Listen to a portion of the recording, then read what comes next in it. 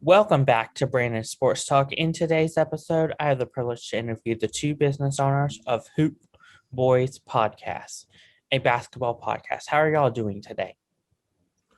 That's good. Doing pretty Sunday, good. Super Bowl Sunday. Can you Yeah, talk man, for about how sure. you knew that you wanted to start a basketball podcast? Uh, Chase, you want me to take this one? You could take this one, yeah. All right, cool. So, how we knew we wanted to start a basketball podcast is because, uh, me and CProc, we work together, and every time I just our idle talk would just be basketball, probably for our whole shift, and we both have an infatuation with the Knicks, so we had some camaraderie there. Um, and then he came up with this idea maybe towards the end of last year, and we just like, yeah, let's just give it a try. And it's just been very fun the whole time, and it's cool because I'm working with one of my good friends, and the the workflow is just seamless. It's not a headache. It's always fun. So this is something I think that we can keep up for this entire season and more seasons to come. That's amazing. How did y'all come up Yeah. with the name Hoop Boys for your podcast? Well, it's fun. We were kicking around what we were going to call this show, and we were like trying to think of like little tongue in cheek references, like pick some random pop culture reference that has some kind of basketball significance, and then mutate it into a name. And then we were just like, why don't we just call it Hoops Boys? Because we have a text message thread with two of our other former coworkers. And we all we just kicked the can around on basketball stuff, and mainly our shared heartbreak of the Knicks. Yeah. So we're like, let's just call it Hoops Boys. Let's do it. Yeah. What do y'all cover in the Hoop Boys podcast? Um, so basically all what we cover is everything basketball, man. We talk about from jerseys to, player stats to things that happened in the past to things that happen in the current. Just all basketball, man. All NBA basketball. Of course, with the NBA city jerseys, have y'all ranked those yet? Uh, we actually did just record a segment yesterday morning for next week's show, talking Yeah. about talking about what we like and we dislike about the new jerseys, and just alternate jerseys in general that the different teams use.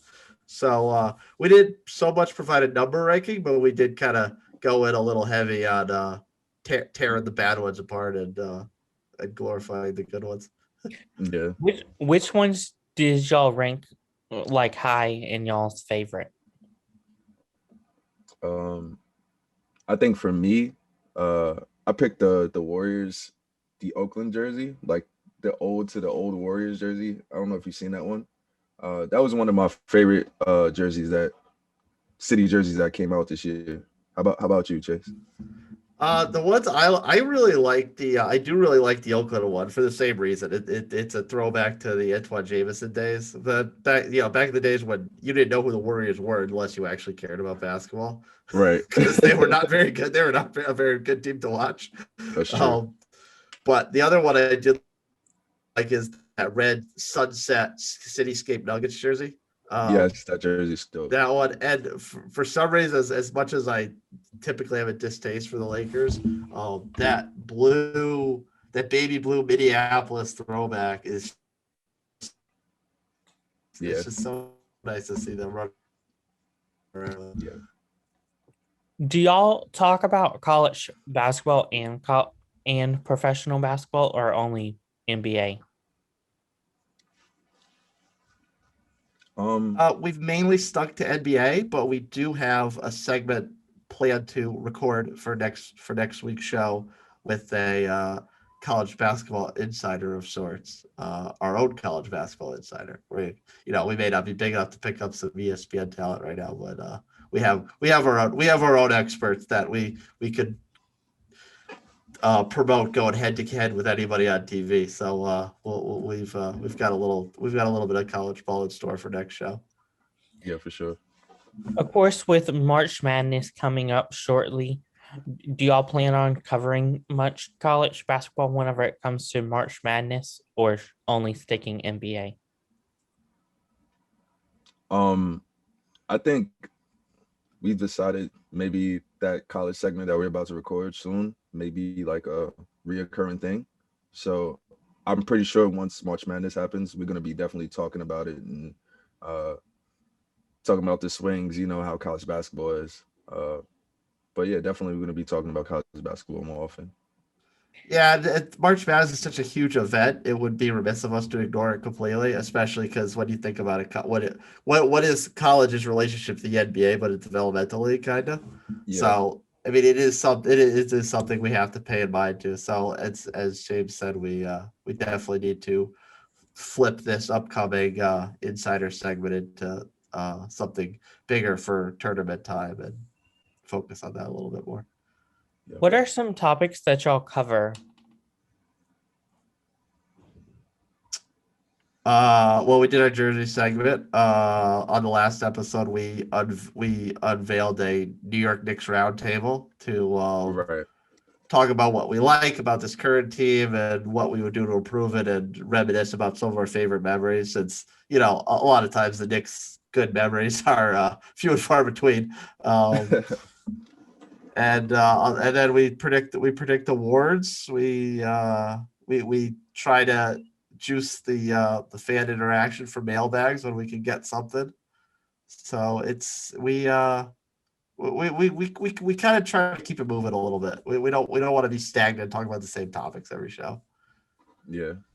Of course, did y'all start before, like when there was no basketball happening during the pandemic, or did y'all start just as soon as basketball came back? Um, we started like as soon as basketball came back, like the start of the season. Our first show was the first week, right? Yeah, first week of the Uh, year. First week of the year. And then we just we kept it up. We do it bi-weekly, so our shows cover 2 weeks at a time, and it's really cool though. Yeah, What we don't. It's basketball is a daily sport, of course, and so we can't inundate the audience too much with the same talking the same things every week. So that's why we decided to break it up to bi-weekly episodes. Yeah. what are some of your future plans whenever it comes to the Hoop Boys podcast? Um. It's kind Like, of open. yeah.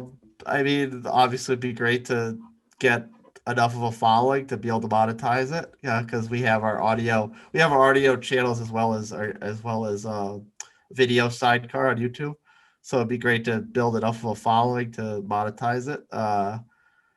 But I mean, as far as that, the door is kind of open after that. I mean, once the season's over, we'll figure out how to continue it next year, or talk or bring in other sports, or keep this pure just NBA. I mean, we have this structure of which we think is a good thing going talking NBA, but it's kind of fluid, I suppose. What is something that you learned now that you didn't know before starting a basketball podcast? Um. One thing I'll start. One thing that I've learned is how to lean on our friends for help, and it's not like a bad thing, but they've all our friends that we asked, they've come through. Am I lying, Chase? Like, No, we and ask, hey, you want to be on the show? They're like, yeah, I'll do it. right, and to me, like you can really see how teamwork makes the dream work. Like we need me and Chase need each other. Like we both provide different things for the show. Chase is like our producer of sorts. Like he's the one putting the scripts together and cutting the show and all that. And I really appreciate him for that. I don't know if you know that, bro, but I just wanted to say that in this forum. I appreciate you too, because you're coming up with the music and the graphics and giving our show some bling. Like I can mess with video all day, but like when you put some kind of creative graphic or music track in front of me, I'm like, what is this nonsense? What So advice, James gives us the style. what is something that you learned, Chase, that you didn't know beforehand? Uh, really, it's really a grog to kind of figure out what technologies you need to use to make the Yeah. show fluid.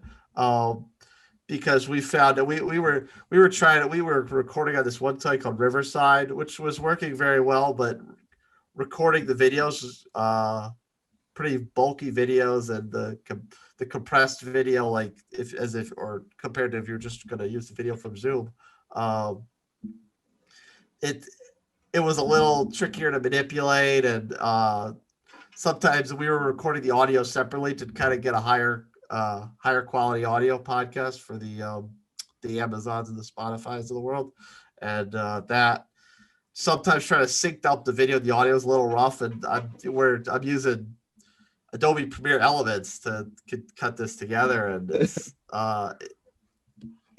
not it's not Premiere. It's not Right. like using regular Premiere, so it's a little tricky to get it. So really getting into a flow of using different technical softwares has been my biggest learning curve. But it's been good because I'm like, I can't I have to figure out how to get this transition to work. Then I go and research, how do you do this in Adobe Premiere Elements, and then I get the little rundown of doing it, and I'm like, oh, okay, that's easy enough. So then I go searching through the options of how to execute each transition or whatever, and I'm like, oh, okay, well, that wasn't that bad. What advice would you give future sports podcasts looking to get started? I would say just start, man. We went into this not really knowing anything about a podcast, and we're learning each day, like, of how to like operate and improve the show.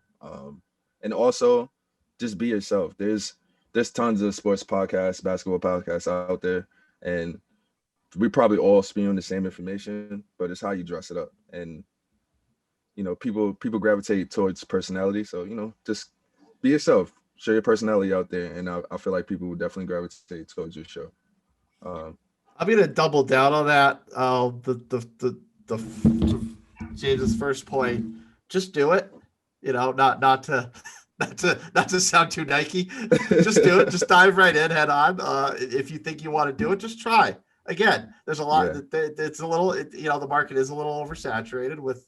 No matter what you start, if you start in football, if you started talking anything even if it was a non-sports related thing, pop culture, music, whatever, there's a lot of saturation of the market. So just don't be intimidated by by other shows, and just dive right in. And to James's point about being yourself, just have fun with it.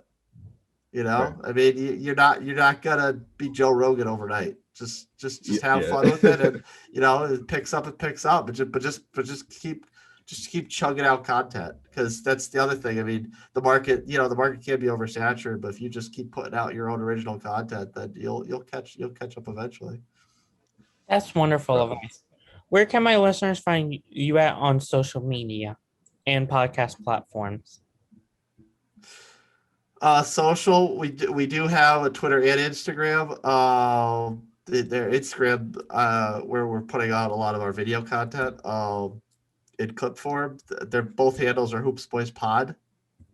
And that the other and the Hoops Boys Pod is also our Gmail account. That's where we want to drive people to submit questions, and so we could start having so we can have more fan driven interactions on the show.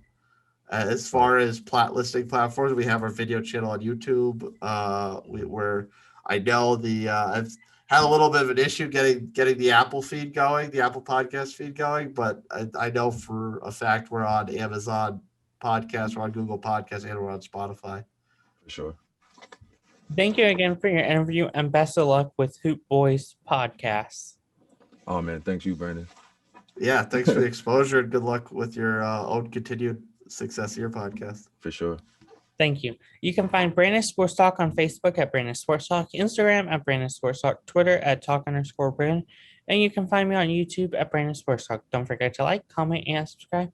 Thank you again, Hoop Boys Podcast, for your interview, and best of luck. Thank you. Yeah. Thank you.